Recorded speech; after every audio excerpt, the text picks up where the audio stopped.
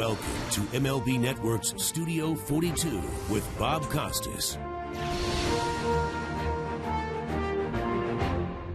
So here's Juan Marichal, the Dominican dandy, winningest pitcher of the 1960s, almost 200 wins in the decade, 20-game winner 6 of 7 years between 63 and 69. Six of 7 years, right? 6 times. Yes. 25 and 8, 25 and 6, 26 and 9. Those were typical records.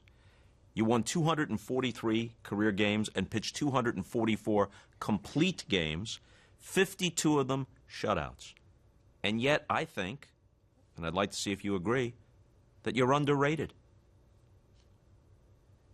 Well, I never won the Cy Young.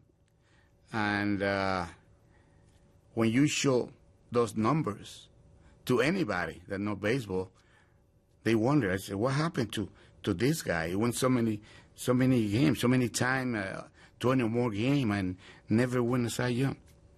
I don't know. The only question, the only answer I get, or I give the people, is that one time was only one Cy Young for both leagues. Right.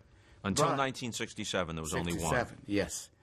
But in 68, I went 26 and 9, and Bob Gibson came out with that phenomenal ERA, 1.12. Yeah.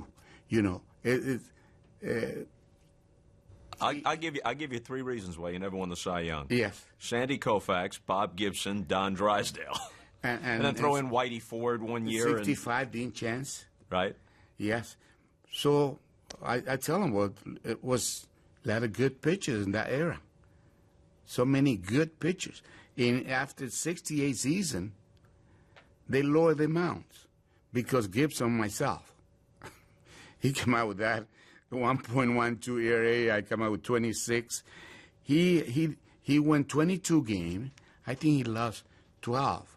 And I asked myself how he lost those games with those numbers, with that ERA. A lot of them like 1-0, 2-1. Yes, yes, sure. Those of us who saw you pitch remember not just how good you were, but how distinctive you were. That big high kick with that right arm rearing back toward second base, and all the different arm angles. You know, sometimes people say a guy has 4 or 5 pitches, and if you can control 4 or 5 pitches, that's good. But your probably 5, 6, 7 pitches became something like 15 pitches because you'd throw them from all different arm angles. You'd come over the top, you'd come 3/4, even occasionally come sidearm. So they all became different pitches. You know, I have to give the credit to Andy Gilbert. He was my manager in Class A. At that time, I threw nothing but sidearm. Somebody asked, a writer wrote some article saying that I used to throw 13 different pitches. But I only threw 5, but with a different angle, like you said. And that became 13, 14, 15 pitches. And you know, when I was facing a right-handed hitter, and I got him on 2 strikes, right away I dropped down to throw him a sidearm because that was the best pitch I threw at that time, you know, the sidearm. And he worked. You would throw that screwball, which very few guys can control. And most of the guys that I recall throwing an effective screwball were left-handers. Valenzuela threw it. Spahn threw it.